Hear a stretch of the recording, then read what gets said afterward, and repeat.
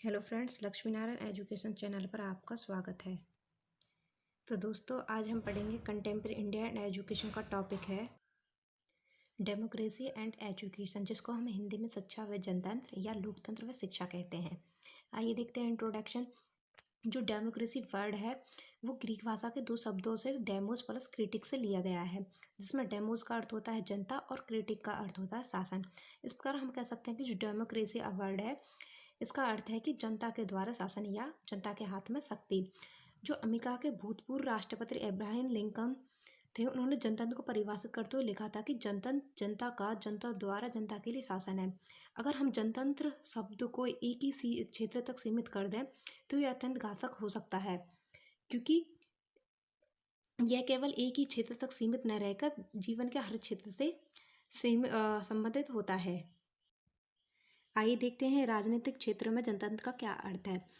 इसका अर्थ है जनता द्वारा जनता के लिए शासन। इस अर्थ के अनुसार शासन की बागडोर केवल एक व्यक्ति या विशेष समूह के हाथ में नहीं होकर समस्त जनता के हाथ में होती है। इसका अर्थ है कि जो नियम होते हैं वो सभी व्यक्तियों पर समान रूप से लागू किए जाते हैं, उन पर किसी भी तरह से भेदभाव न मानकर सभी व्यक्तियों को नियमों का समान रूप से पालन करना होता है। नेक्स्ट आता है आर्थिक जनतंत्र।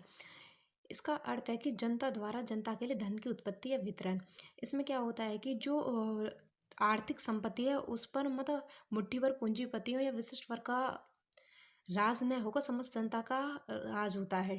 अगर हम दूसरे शब्दों में कहें तो नागरिक जो आर्थिक व्यवस्था है उसमें प्रत्येक नागरिक का समान रूप से भाग होता है। ठीक है। नेक्स्ट आता है हमारा सामाजिक लोकतंत्र। इसका अर्थ है मनुष्य के साथ रंग रूप जाति धर्म वर्ग या लिंग के आधार पर कोई भेदभाव नहीं किया जाएगा। इसमें सभी व्यक्तियों को उसकी रुचियों योग्यता और क्षमता के अनुसार अवसर की समानता प्रदान की जाएगी। ठीक है। नेक्स्ट आता है हमारी जनतंत्र की परिभाषा।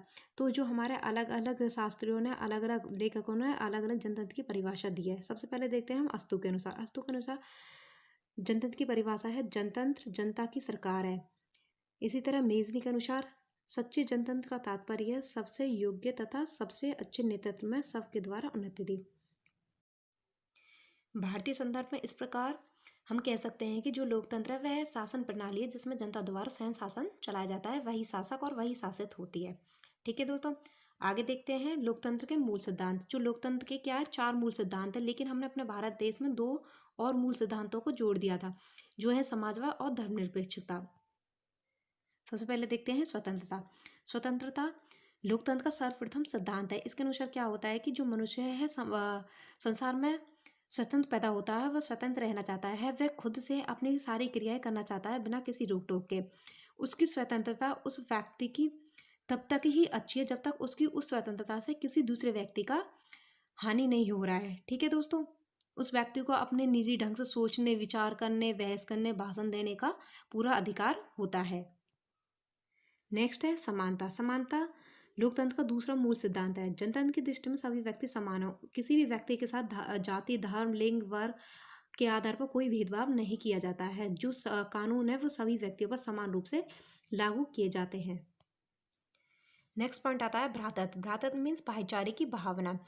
इसमें क्या, जो जनतंत्र है वह भाईचारे की भावना पर विश्वास करता है।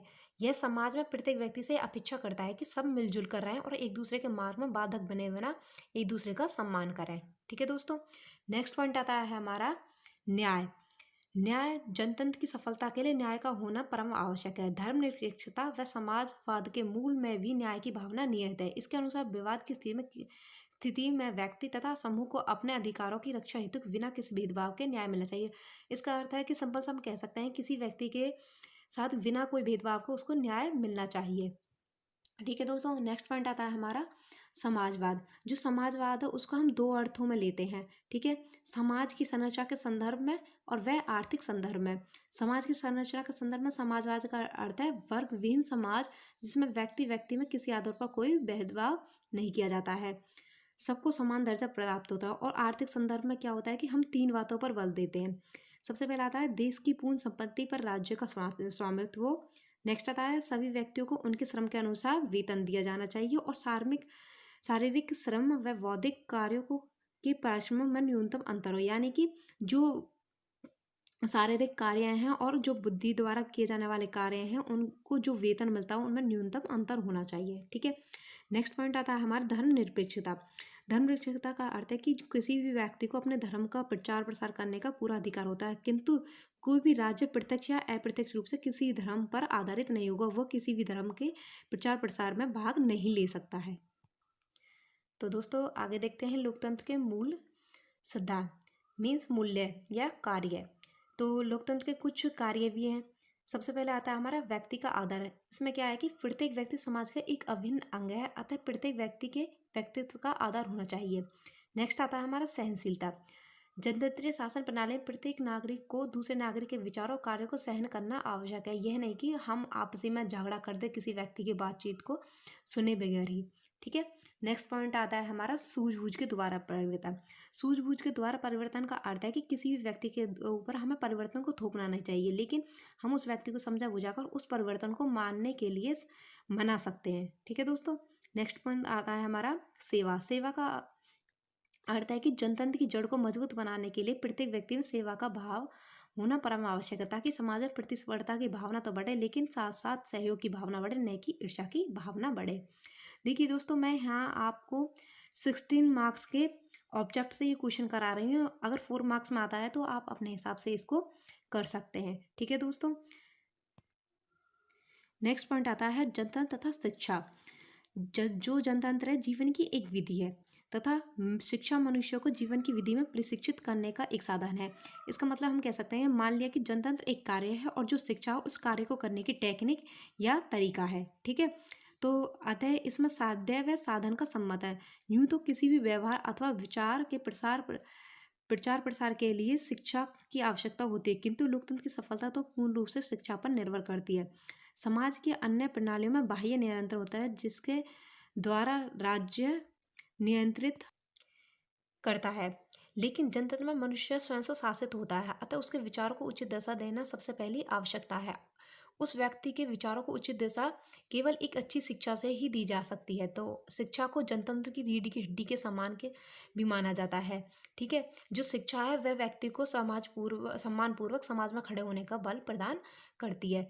ठीक है दोस्तों। नेक्स्ट पॉइंट आता है हमारा जनतंत्र तथा शिक्षा का संप्रत्यय। जनतंत्र की सफलता उसके नागरिकों पर निर्भर करती है। जनतंत्र व्यक्ति के व्यक्तित्व व सामाजिक दोनों प्रकार के विकास पर समान बल देता है, इस अपेक्षा के साथ कि व्यक्ति समाज व राष्ट्र का हित कर सके। अतः जनतंत्र में शिक्षा के निम्न उद्देश्य होने चाहिए।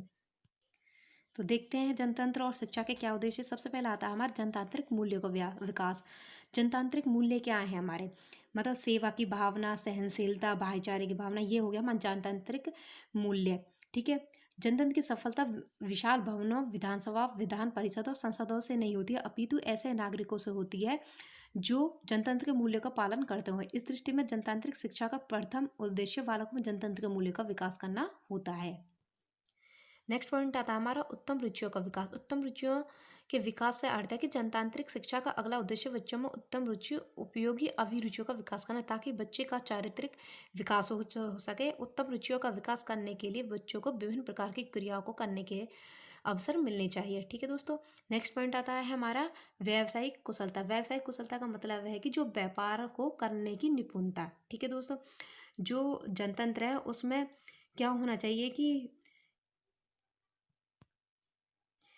जनतंत्र में शिक्षा का अगला उद्देश्य बच्चों को व्यावसायिक कुशलता का विकास करना है, जिससे शिक्षा को प्राप्त करने के पश्चात वे किसी भी व्यवसाय को अपनाकर राष्ट्र की यथाशक्ति की सेवा कर सकते हैं। ठीक है दोस्तों। नेक्स्ट पॉइंट आता है हमारा अच्छी आदतों का विकास करना। जनतंत्र में शिक्षा का उद्देश्य बच्चों में अच्छी आदतों से ही अच्छे एवं बुरे कार्यों की नींव डालती हैं, जो जनतंत्र की सफलता का आधार है। नेक्स्ट पॉइंट आता है हमारे विचार शक्ति का विकास। जनतंत्र में नागरिकों में विचार शक्ति व निर्णय लेने की क्षमता का होना अत्यंत आवश्यक है, जिससे वे समय पर अपने राष्ट्र की समस्याओं से को विचारपूर्वक हल कर। अतः शिक्षा का एक प्रमुख उद्देश्य है कि विचार शक्ति का विकास। नेक्स्ट पॉइंट आता है हमारा व्यक्ति का सामंजस्यपूर्ण विकास। वर्तमान संसार जटिलताओं से जकड़ा हुआ है, ऐसे में सामंजस्यपूर्ण व्यक्ति वाला व्यक्ति ही इन जटिलताओं यानी कठिनाइयों से पार कर सकता है। नेक्स्ट पॉइंट आता है राष्ट्रीय एवं अंतर्राष्ट्रीय भावना का विकास है। जहाँ जनतंत्र एक और राष्ट्रीय भावना के बल पर विकास के बल पर देता है, वहीं दूसरी ओर सफलता के लिए अंतर्राष्ट्रीय भावना का संचार भी करना चाहता है, क्योंकि कोई भी राष्ट्र अकेला जीवित नहीं रह सकता है। अपने अस्तित्व को बनाए रखने के लिए संसार के अन्य राष्ट्रों से भी मैत्रीपूर्ण संबंध बनाना आवश्यक है। अतः राष्ट्रीय व अंतर्राष्ट्रीय भावना का विकास शिक्षा का एक प्रमुख उद्देश्य है। नेक्स्ट आता है जनता तथा पाठ्यक्रम एक दूसरे से कैसे संबंधित है। जो पाठ्यक्रम है उसको जनतंत्र की रीढ़ की हड्डी कहा जाता है। ठीक है, जो पाठ्यक्रम है, अच्छे पाठ्यक्रम के द्वारा ही व्यक्ति में अच्छे गुणों का विकास किया जा सकता है। तो जो पाठ्यक्रम है बहुमुखी होना चाहिए। इसके अंदर कक्षा कक्ष की एक्टिविटीज़ को भी और उससे कक्षा कक्ष के बाहर की एक्टिविटीज़ को भी स्थान मिलना चाहिए। जो पाठ्यक्रम है वो लचीला होना चाहिए। स्थानीय आवश्यकता को आधार बनाकर पाठ्यक्रम का निर्माण किया जाना चाहिए, जिसमें समानुसार परिवर्तन किया जाए। अवकाश की काल की क्रियाओं को पाठ्यक्रम में उचित स्थान देना चाहिए, ताकि बच्चों को उत्तम रुचियों का विकास हो सके। ठीक है दोस्तों, नेक्स्ट पॉइंट आता है हमारा जनता तथा शिक्षण पद्धतियाँ। शिक्षण पद्धतियाँ हमारी कैसी होनी चाहिए। जो शिक्षण पद्धतियाँ हैं उसमें क्या होना चाहिए कि जो बच्चा है उसको स्वयं से निरीक्षण करना व स्वयं से प्रयोग करना और स्वयं से निर्णय लेना सीखना होना चाहिए।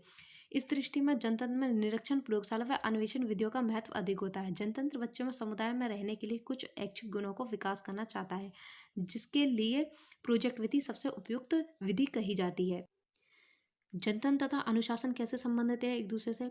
जनतंत्र में बाह्य अनुशासन की अपेक्षा प्रेम, सहानुभूति, सहयोग के आधार पर एक आत्म अनुशासन की प्रेरणा होती है, जिसके कारण व्यक्ति का व्यवहार करता है। अतः विद्यालय का वातावरण आत्म अनुशासित होना चाहिए। जनतंत्र व शिक्षक। जो शिक्षक होता है वह एक मित्र, पद प्रदर्शक तथा समाज सुधारक के रूप में होता है। तो शिक्षक है उसको मतलब क्या होना चाहिए, जनतांत्रिक मूल्यों में विश्वास होना चाहिए। वह बच्चों की रुचियों और अभिवृत्तियों को जानने वाला और उनके विकास हेतु समान अवसर प्रदान करने वाला होना चाहिए। उससे यह आशा की जाती है कि व्यक्ति का आदर करे और उनकी प्रगति का करने में सहायक हो। प्रेम, सहयोग, सहानुभूति, सहनशीलता की भावना का विकास करे बच्चों में। ठीक है, नेक्स्ट पॉइंट आता है हमारा जनतंत्र व शिक्षार्थी। शिक्षार्थी का क्या अर्थ होता है यहाँ पे। जनतंत्र बालक के व्यक्तित्व का आदर करता है और शिक्षा को उसकी रुचि, रुझान, आवश्यकता अनुसार नियोजित करता है। अतः बालक शिक्षा का केंद्र होता है। जनतंत्र में सभी के लिए समान रूप से शैक्षिक सुविधाएं सुलभ कराई जाती हैं। नेक्स्ट पॉइंट आता है हमारा जनतंत्र तथा विद्यालय। जो विद्यालय का वातावरण है वो कैसा होना चाहिए। ठीक है, विद्यालय जीवन व सामाजिक जीवन के बीच कोई खाई नहीं होती है। विद्यालयों से यह आशा की जाती है कि वे बच्चे के व्यक्तित्व का आदर करें और उनकी रुचि, रुझान, योग्यता एवं आवश्यकता अनुसार इन्हें विषय एवं क्रियाओं के चुनाव की सुविधा प्रदान करें। ठीक है दोस्तों, आपको अगर मेरी वीडियो अच्छी लगी हो तो please like, share and subscribe my channel. Thank you दोस्तों।